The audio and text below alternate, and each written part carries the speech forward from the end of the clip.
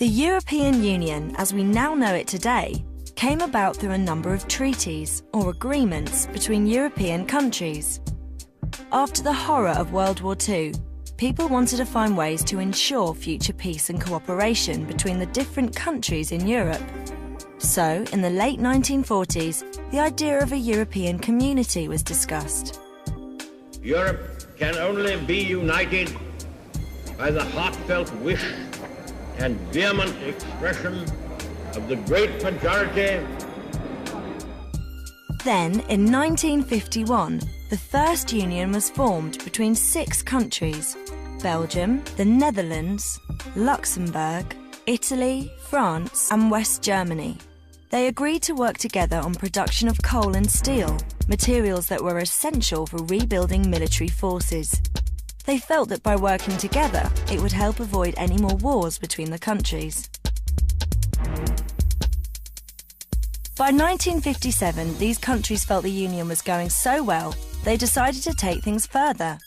They set up the European Economic Community, or EEC.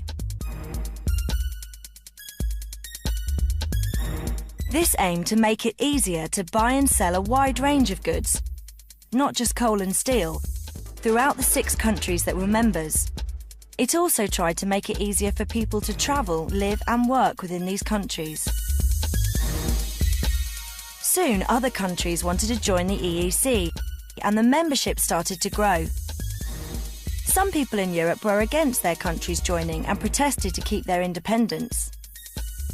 Then, as now, any country that wanted to join had to apply, and the existing members decided whether to let them join or not.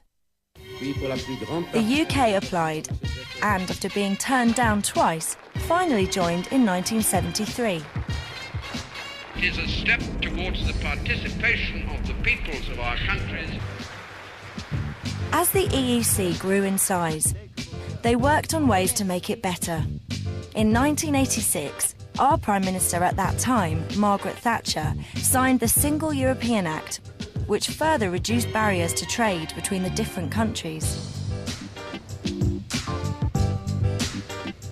In 1993, the Maastricht Treaty officially renamed the EEC as the European Union and introduced more cooperation between governments in areas like defence and justice. They also set out plans to bring the economies of the member countries closer together. In 2002, the euro was born. Currencies like French francs, Dutch guilders and Italian lira all became history, and the euro became the currency of 12 EU countries, with only the UK, Denmark and Sweden choosing to keep to their own currency. Countries continue to join the European Union, and in 2004 we saw the biggest ever single enlargement of the EU, when 10 countries joined. While membership continues to grow, there is still debate in many countries about the advantages and disadvantages of working together in this way. With nearly 30 countries now members and more wanting to join, the challenge of the future will be to make sure that as the European Union gets bigger, it still works for the good of the people who live and work in it.